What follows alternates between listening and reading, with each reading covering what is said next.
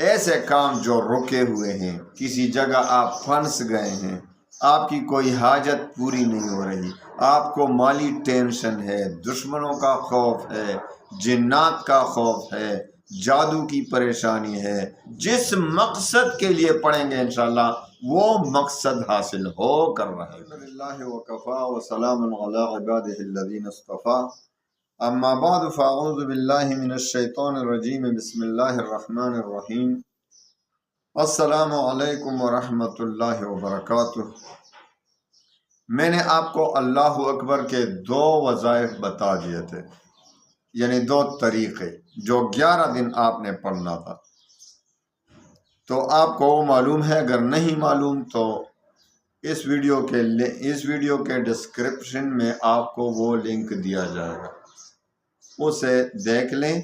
11 دن کا وظیفہ ہے، 2 طریقے ہیں، بہت آسان، انشاءاللہ 11 دن میں آپ کا مقصد پورا ہو جائے گا، ہر حاجت کے لیے جو پڑھیں گے۔ آج میں تیسرا طریقہ آپ کو بتانے والا ہوں۔ اس میں یہ بات تھی کہ میں نے آپ کو بتایا تھا کہ یہ 2 طریقے ایسے ہیں کہ اس کو خود اکیلے پڑھنا ہے، ایک مرد ہو یا عورت، اکیلے پڑھنا ہے۔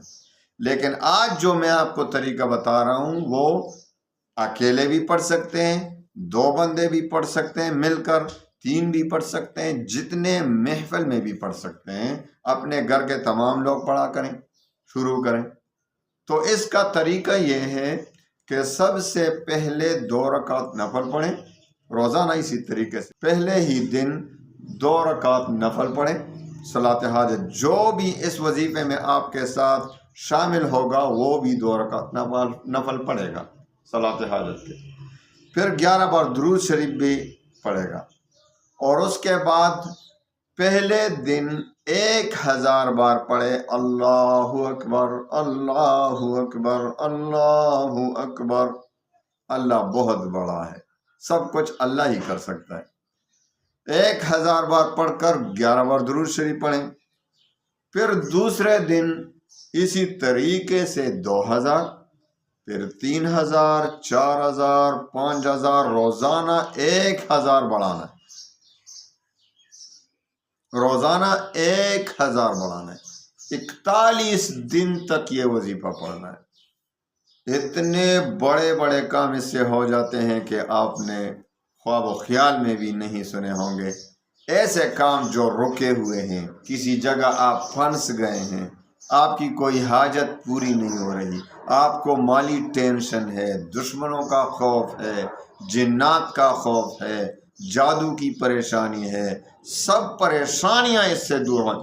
جس مقصد کے لیے پڑھیں گے انشاءاللہ وہ مقصد حاصل ہو کر رہے گا انشاءاللہ۔ 41 دن تک یہ وظیفہ پڑھنا ہے، اور آخر میں صدقہ کریں، دعائیں مانگیں، جس حاجت کے لیے پڑھا ہوگا انشاءاللہ العزیز تیر بہدف آپ کی وہ حاجت پوری ہو جائے گی۔ اللہ تعالیٰ تمام مسلمانوں کی تمام پریشانیوں کو دور فرمائے۔ وآخر دعوانا ان الحمد